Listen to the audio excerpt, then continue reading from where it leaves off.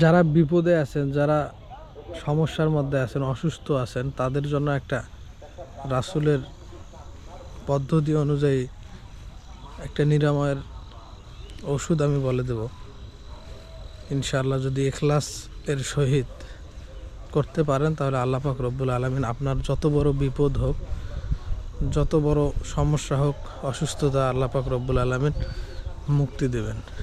তো রাসূল সাল্লাল্লাহু আলাইহি সাল্লাম মিশকাত শরীফের হাদিসে বলতেছেন যে সদকা করার ব্যাপারে জলদি করিও, দেরি করিও না। সদকা করার ব্যাপারে জলদি করিও, দেরি করিও না। কেননা সদকা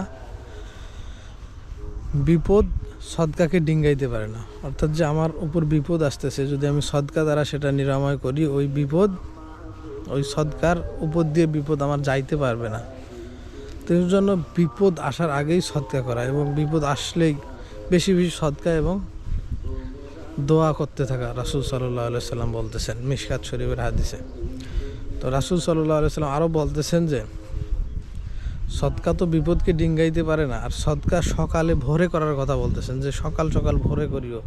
কেননা বিপদ সদকা হইতে আগে যাইতে পারে না, বিপদ সদকা হইতে আগে যাইতে পারবে না। যদি আপনি সকালের ভোরে সদকা করেন তাহলে এই সদকা আপনার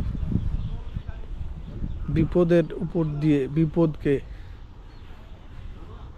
দমন করে রাখবে, যেটা সহজ ভাষা। এবং অসুস্থতা সদকা হইতে আগে, মানে অসুস্থ খারাপ মৃত্যু হইতে এই সদকা আল্লাহর গোসা দূর করে, খারাপ মৃত্যু থেকে মানুষকে হেফাজত করে।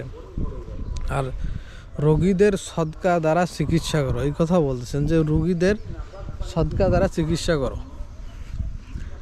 এই জন্য এক সাহাবী এক অসুস্থ ছিলেন, আমার সঠিক বলতে পারতেছি না যে তিনি, এই সাহাবী যেমন অসুস্থ, ভালো হইতেছেন না কিছুতেই, এক সাহাবী কি বুজুর্গ যে ভালো হইতেছেন না, তো এক বুজুর্গের কাছে গিয়ে বলছেন যে এই ভালো হইতেছেন না, এত করতেছেন, তো সদকা করার উত্তম সদকা তিনি বললেন যে পানির কূপ নির্মাণ করতে বললেন, যে পানির কূপ নির্মাণ করো।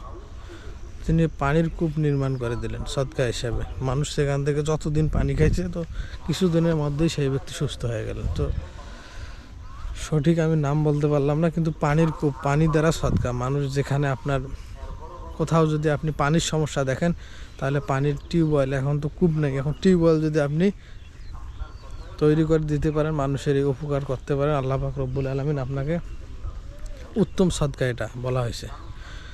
তো এই জন্য সদকার মাধ্যমে বেশি বেশি সদকার আল্লাহ তাআলার কাছে দোয়া করতে থাকেন। আর সদকা, এবং এটা আল্লাহ পাক রব্বুল আলামিন আপনাকে সুস্থ করবেন, এই ইখলাস, এই ইয়াকিন, বিশ্বাসটা মনের মধ্যে 100-র মধ্যে 100 রাখা। কেননা আল্লাহ তাআলার কাছে ইখলাস ইয়াকিন যেমন আপনি রাখবেন, আল্লাহ তাআলা আপনাকে তেমনভাবে দিবেন। আল্লাহ তাআলা বলতেছেন যে আমাকে যেমন তুমি ধারণা করে আমার বান্দা, আমিও বান্দার সম্পর্কে তেমন ধারণা করি। আপনি যদি বলেন যে দেখি হয় কি না হয়, দেখি হবে কি হবে না, এই চিন্তা ভাবনা নিয়ে, এই মনোভাব নিয়ে যদি আপনি সদকা করেন তাহলে কিন্তু হবে না। এখানে শর্ত আছে ইয়াকিন, ইখলাস, যে আল্লাহ পাক রব্বুল আলামিন ওয়াদা দিয়েছেন, রাসূল সাল্লাল্লাহু আলাইহি সাল্লাম বলতেছেন, তার মানে 100-এ 100 হবে।